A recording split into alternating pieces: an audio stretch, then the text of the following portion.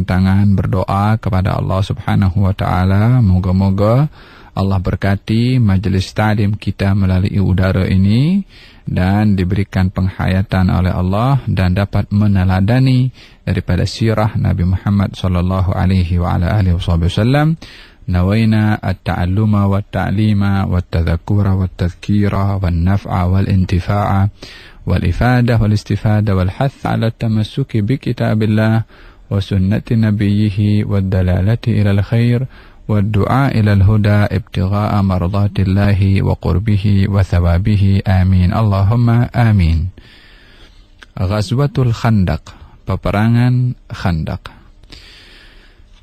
Dinamakan peperangan ini juga dengan peperangan Al-Ahzab. Ada dua nama kepada peperangan ini, peperangan Khandaq dan juga peperangan Ahzab. Khandaq artinya parit atau galian besar yang dalam peperangan itu kaum muslimin menggali satu galian yang besar dengan tujuan agar supaya galian itu menjadi penghalang kepada kaum musyrikin untuk menjadi laluan mereka menyerang kaum muslimin di kota Madinah. Adapun peperangan itu juga dinamakan peperangan Ahzab, yang berarti gabungan daripada ramai kabilah atau puak, disebabkan oleh kerana pada peperangan itu kaum Quraisy bersatu dengan pelbagai puak yang ada di Mekah pada waktu itu, daripada Ghatafan, daripada Bani Asad, daripada Bani Sulaim dan beberapa kabilah yang lain. Mereka bergabung satu dengan yang lain dengan jumlah bilangan yang begitu besar, ingin menyerang kepada kaum muslimin di kota Madinah. Maka dengan demikian peperangan Khandaq dan peperangan Ahzab adalah peperangan yang sama, hanya dengan dua nama yang berbeza, dengan sebabnya sebagaimana saya jelaskan sebentar tadi. Peperangan ini, sedang pendengar Radio Iqim dirahmati oleh Allah, terjadi pada tahun kelima daripada hijrahnya Nabi Muhammad sallallahu alaihi wasallam, yang tepatnya berlaku di bulan Syawal. Kalau kita melihat pada peperangan-peperangan yang sebelumnya kita bahas di sini, baik itu peperangan Bani Al-Mustaliq atau peperangan Al-Muraisi' atau peperangan Uhud dan juga peperangan Badar, kita dapati bahwasanya dalam satu tahun itu didapati ada lebih daripada satu peperangan yang terjadi di zaman Rasulullah sallallahu alaihi wasallam. Kalau pada tahun kelima ini daripada hijrahnya Nabi, berlaku peperangan Khandaq, pada masa yang sama juga peperangan Bani Al-Mustaliq yang berlaku di bulan Sya'ban, dan peperangan Khandaq berlaku di bulan Syawal, hanya beberapa bulan sahaja. Ini pada tahun kelima daripada hijrahnya Nabi. Adapun pada tahun keempat, yakni tahun sebelumnya, berlaku peperangan Dzatur Riqa, yang pada masa yang sama berlaku peperangan atau pengusiran kaum Yahudi Bani An-Nadhir, yang juga berlaku pada tahun keempat daripada hijrahnya Nabi Muhammad sallallahu alaihi wasallam. Pada tahun yang ketiga berlakunya hari yang menyedihkan, yaitu pembantaian kepada para duat yang dihantar oleh Rasulullah untuk mengajarkan Al-Quranul Karim dan berdakwah, yang mana mereka itu yang dihantar oleh Rasulullah dikhianati oleh orang yang datang meminta kepada Rasulullah sahabatnya untuk datang mengajarkan kepada mereka Al-Quran. Mereka yang meminta itulah yang berkhianat dan membunuh kepada beberapa orang sahabat yang dihantar oleh Nabi sallallahu alaihi wasallam. Ini pun pada tahun yang ketiga juga berlaku peperangan Uhud. Pada tahun yang kedua berlaku peperangan Badar, sehingga dalam setahun itu peperangan demi peperangan berlaku di zaman Rasulullah Sallallahu Alaihi Wasallam. Ini bermakna kehidupan yang dialami oleh kaum muslimin pada waktu itu adalah kehidupan yang begitu berat kepada mereka, di mana mereka berusaha sedaya upaya untuk menegakkan agama dan menyebarkan agama ini, dan juga berusaha untuk membersihkan segala jenis penghalang yang boleh menghalang akan tersebarnya agama al-Islam ini daripada usaha-usaha kaum musyrikin yang berusaha untuk menghalang dan juga menjadi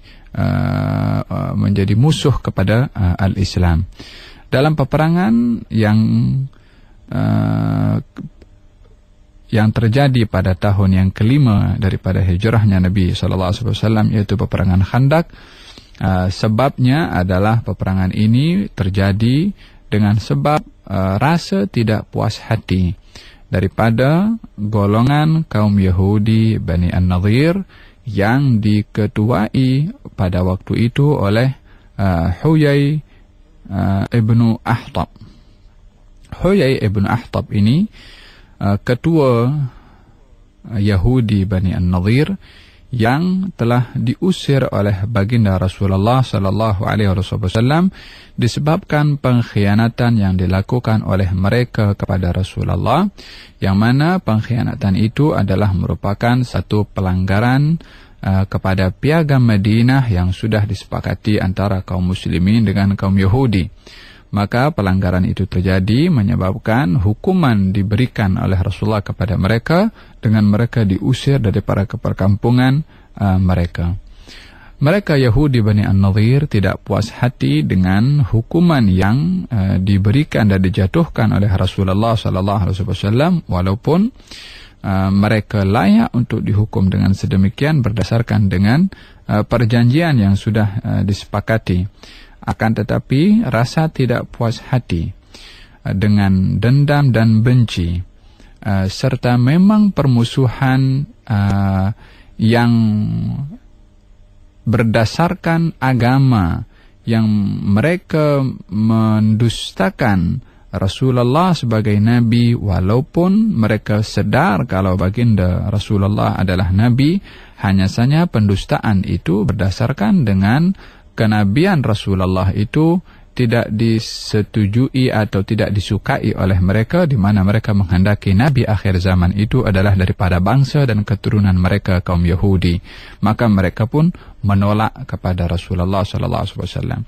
Maka dengan demikian kebencian mereka kepada Rasulullah bukan hanya disebabkan oleh kerana baginda mengusir kepada mereka, akan tetapi adalah berdasarkan dengan unsur keagamaan atau unsur agama, yang mana mereka tidak mahu menerima kenabian Nabi Muhammad SAW, walaupun mereka menyadari akan kenabian Nabi Muhammad SAW.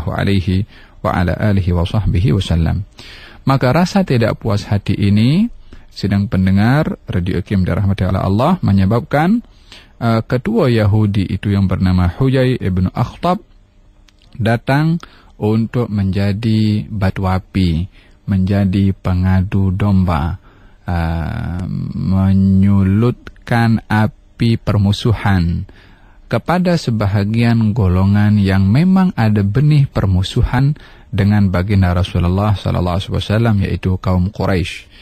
Huyai bin Akhtab datang kepada Quraisy dan mengatakan, Huyai bin Akhtab pada waktu itu datang dengan beberapa rombongan atau beberapa orang daripada bangsa Yahudi, termasuk beberapa orang yang ada kaitan atau hubungan dengan kaum Yahudi Bani Khaybar. Maka golongan atau delegasi Yahudi ini datang kepada Quraisy. Di antara mereka yang didatangi adalah Abu Sufyan.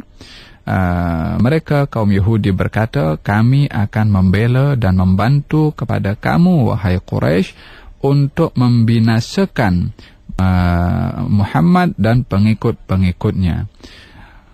Huyai bin Akhtab mengatakan, sesungguhnya agama kamu, wahai Quraisy, adalah jauh lebih baik dan lebih benar berbandingkan kepada agama Nabi Muhammad sallallahu alaihi wa ala alihi wasallam.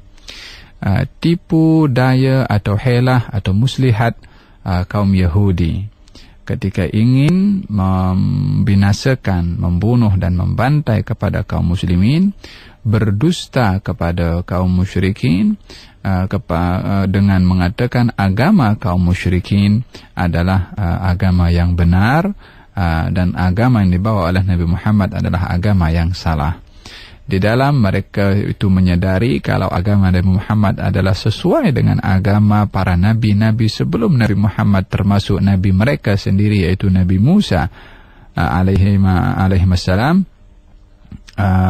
dan juga agama yang dibawa oleh Rasulullah sebagai membenarkan kepada agama yang dibawa oleh Nabi Musa. Akan tetapi kaum Yahudi adalah mendustakan agama Nabi Muhammad dan berdusta kepada kaum musyrikin dengan mengatakan agama mereka adalah agama yang benar. Maka dalam hal ini Allah Subhanahu wa taala menurunkan firman-Nya di dalam Al-Qur'an, A'udzu billahi minasyaitonir rajim. Alam tara ilal ladzina utu nasiban minal kitabi yu'minuna bil jibti wat taghuti ويقولون للذين كفروا هؤلاء أهدى من الذين آمنوا سبيلا أولئك الذين لعنهم الله ومن يلعن الله فلن تجد له نصيرا. Tidakkah kamu melihat dan mengetahui kepada segolongan yang diberikan oleh Allah Subhanahu wa taala Alkitab, yakni yang dimaksudkan adalah Yahudi. Sifat mereka itu yu'minuna bil jibti wat taghut, beriman kepada taghut dan berkata kepada orang-orang yang kafir, yakni kaum musyrikin Quraisy, mereka itu yakni orang-orang kafir Quraisy lebih mendapat hidayah atau lebih berada di jalan hidayah berbandingkan kepada orang-orang yang beriman, yakni berbandingkan daripada kaum muslimin. Agama Quraisy itu adalah agama yang membawa hidayah. Kata kaum Yahudi berkata kepada kaum Quraisy. Allah menjawab, ulaikal ladzina la'anahumullah. Mereka itu kaum Yahudi yang berkata demikian yang dilaknat oleh Allah Subhanahu wa taala, dan sesiapa yang dilaknat oleh Allah maka tiada baginya seorang pun yang akan menolong kepadanya. Ini laknat Allah Subhanahu wa taala kepada mereka kaum Yahudi yang berdusta kepada Allah, berdusta kepada Rasulullah, berdusta kepada kaum musyrikin. Mereka dengan mengatakan kepada kaum musyrikin kalau agama kaum musyrikin adalah agama yang benar yang membawa hidayah, lebih memberikan satu motivasi sokongan kepada kaum musyrikin untuk mengatakan dan mendakwa kalau agama yang mereka yakini itu adalah agama yang benar, setelah agama mereka itu adalah dibatalkan ataupun dihujjah oleh Rasulullah kalau agama mereka itu adalah agama yang batil. Justru kaum Yahudi yang menyokong kepada agama berhala itu bahwa mereka adalah agama yang benar, yakni sembahan kepada berhala itu adalah agama yang benar, sebagai satu sokongan kaum Yahudi kepada kaum Quraisy. Tujuannya Yahudi tak kisah itu Quraisy menyembah kepada apa, tapi tujuannya adalah untuk menipu, menawan hati orang-orang Quraisy dengan menipu kepada mereka, demi tujuannya adalah untuk memenuhi ambisi ataupun hajat ataupun keinginan kaum Yahudi. Apa saja caranya akan dipergunakan oleh Yahudi itu demi tujuan untuk mereka kaum Yahudi sampai kepada apa yang ditujukan. Tujuannya untuk membantai Nabi Muhammad, maka akan berdusta sana, berdusta sini demi mendapatkan sokongan dan dukungan untuk memerangi kepada Nabi Muhammad sallallahu alaihi wa ala alihi wasallam. Sidang pendengar Radio EKM dirahmati oleh Allah Subhanahu wa taala, mereka kaum Yahudi setelah menjumpai orang-orang Quraisy datang berjumpa kepada kabilah-kabilah yang lain. seperti kabilah Ghatafan, yang salah satu kabilah yang berhampiran dengan Mekah, yang mempunyai jumlah bilangan pengikut yang ramai.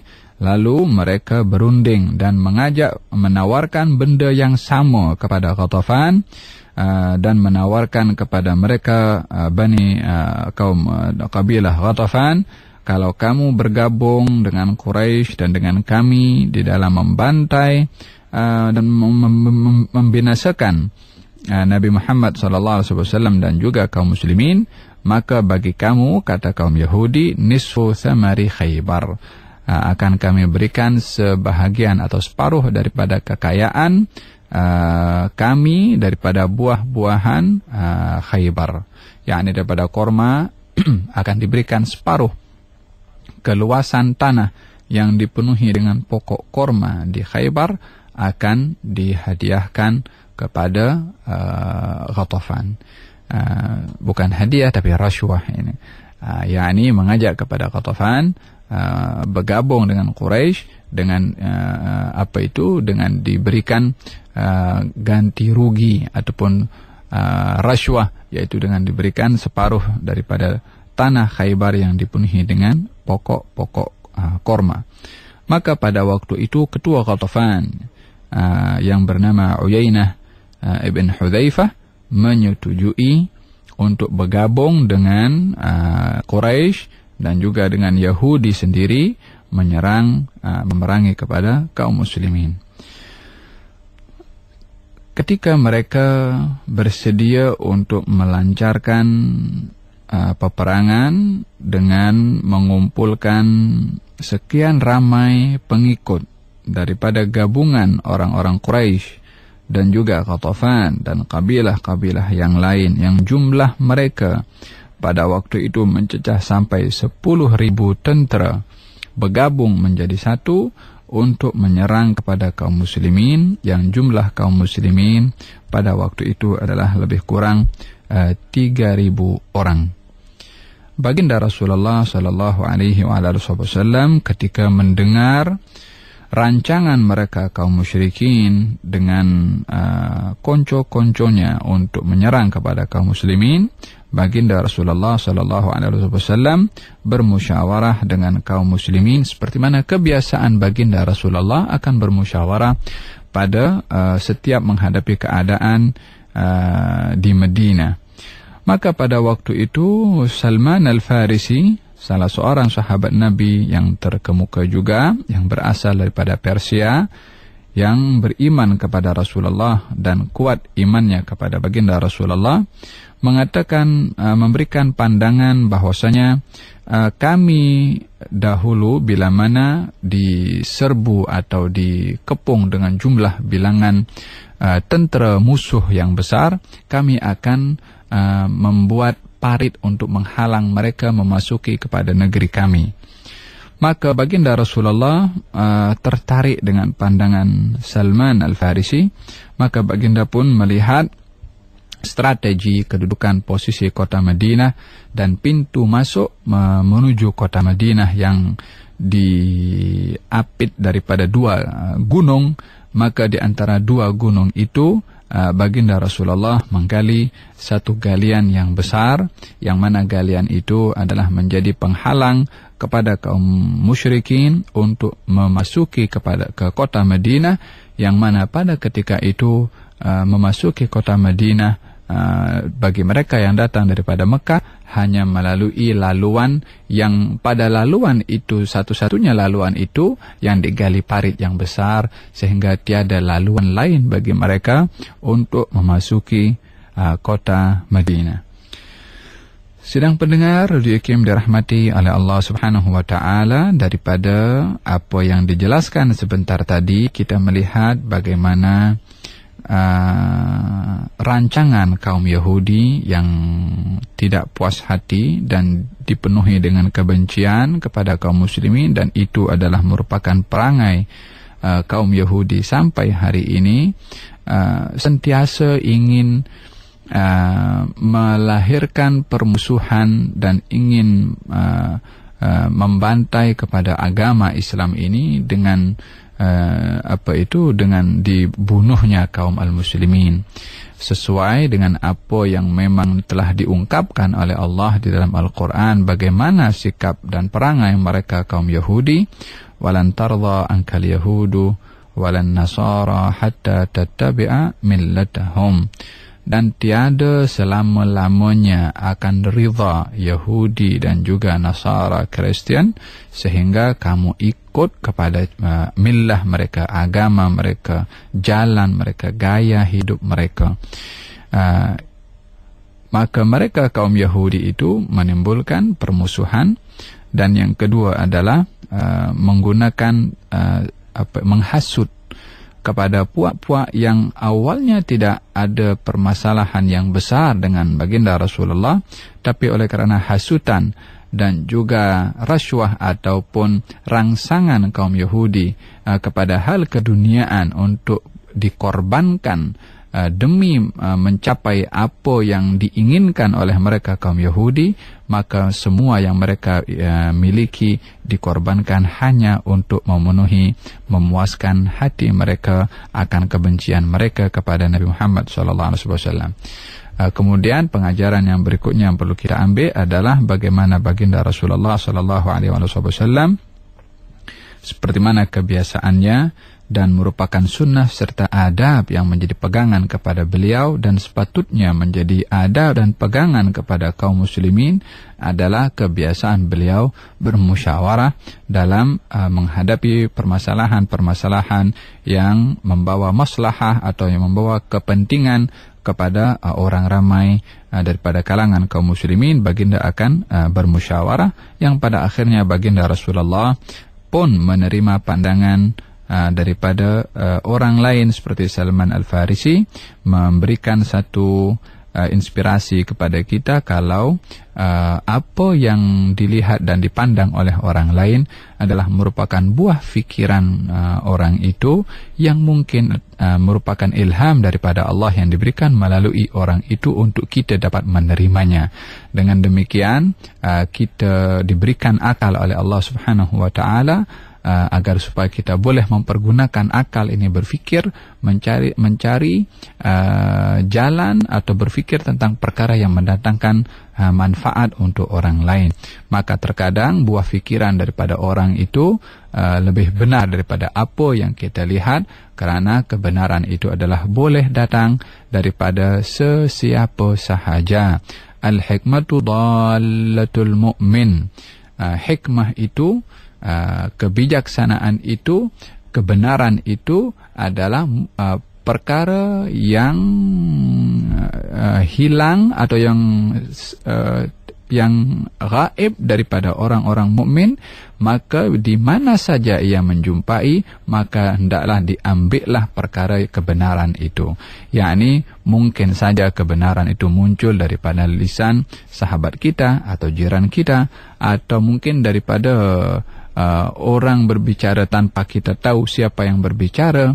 Lihada dikatakan dalam sebuah athar, khudhil hikmata walau min ayyi wi'ain kharajat.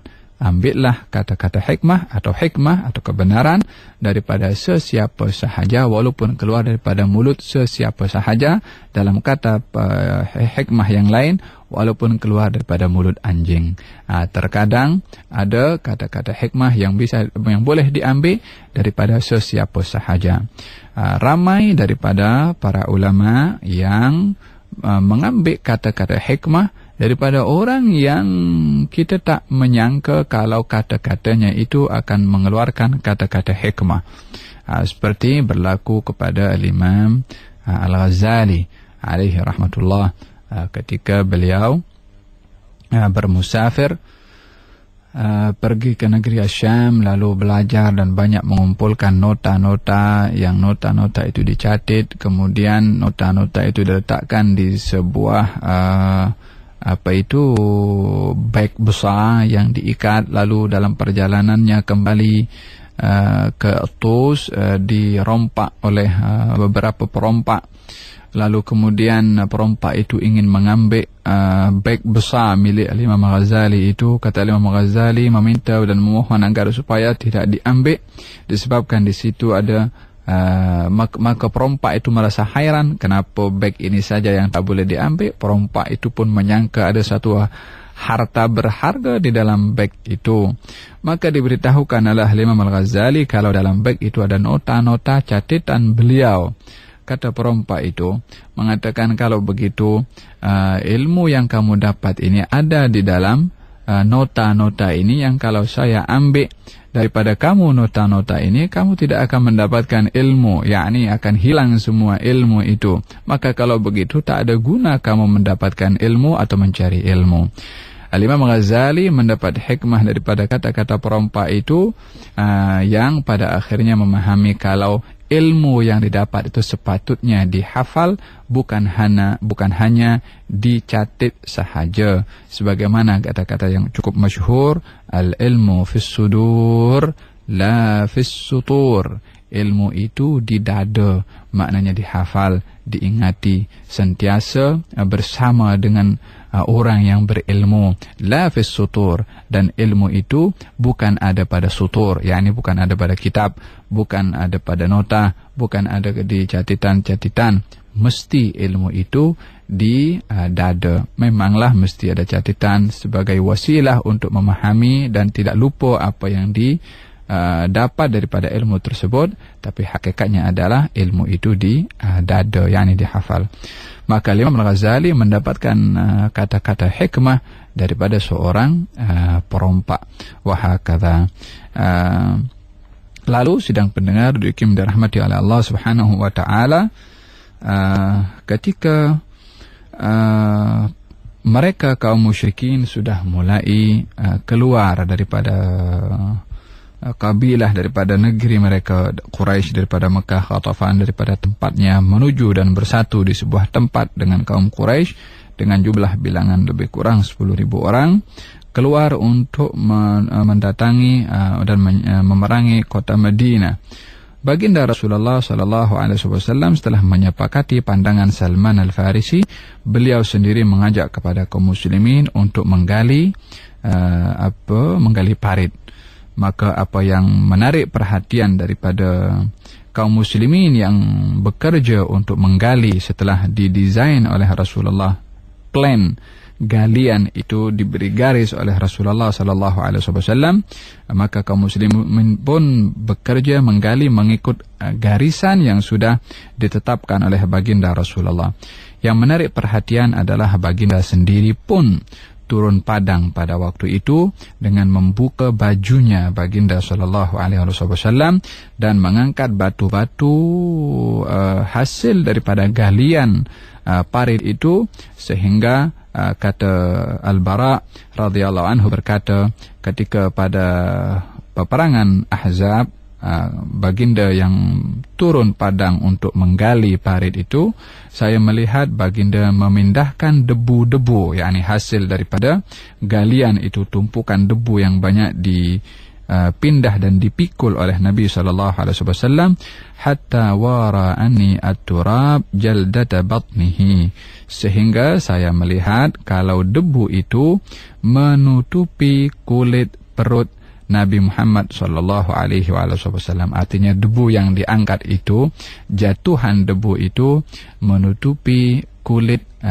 badan Nabi Muhammad. Artinya tubuh badannya yang beliau pada waktu bekerja itu tak berbaju atau tidak memakai baju, kulit beliau itu dilapisi dengan debu-debu yang diangkat oleh beliau sallallahu alaihi wa ala alihi wasallam. Ini menunjukkan bagaimana seorang yang berstatus sebagai kalau beliau sebagai nabi, kalau selain beliau berstatus sebagai ketua, adalah mempunyai sifat solidariti yang tinggi sallallahu alaihi wasallam, dengan beliau pun turun padang untuk menggali bersama dengan kaum muslimin.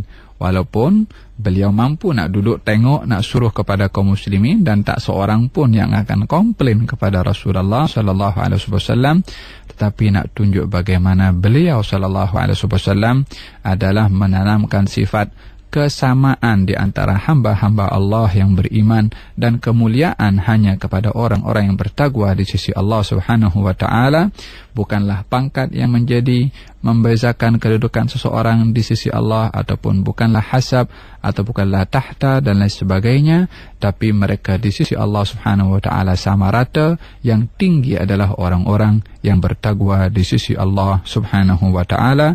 Maka beliau pun menggali dan juga membawa debu-debu hasil daripada galian parit itu, sehingga dalam satu peristiwa baginda ketika bermusafir bersama dengan beberapa orang sahabatnya yang pada waktu itu sudah tiba waktu untuk makan malam. Lalu baginda Rasulullah bertanya, macam mana makan malam pada malam hari ini? Maka kata sahabat satu mengatakan, ya Rasulullah, saya akan potong kambing. Yang satu lagi mengatakan, saya akan membuka kulit kambing, menguliti kambing itu dan memotong-motong dagingnya. Yang satu kata, saya nak masak. Yang satu kata, saya nak siapkan persiapan masak. Kata Nabi SAW, kalau begitu saya akan siapkan kayu bakarnya. Kata sahabat-sahabat itu, ya Rasulullah, kamu tak perlu untuk bekerja, tak perlu untuk membantu. Kami sudah boleh mencukupkan semua keperluan untuk menyediakan keperluan untuk makan malam ini. Kata baginda Rasulullah, saya tidak ingin dibezakan daripada kamu, yakni nak sama, nak buat kerja sama, semua masing-masing ambil bagian untuk bekerja. Demikian akhlak baginda Rasulullah sallallahu alaihi wasallam. Dalam peperangan Khandak pun juga beliau turun padang dan juga beliau pun mengangkat debu, mengangkat batu, memindahkan sehingga debu itu mewarnai atau menutupi kepada kulit badan baginda Rasulullah sallallahu alaihi wasallam.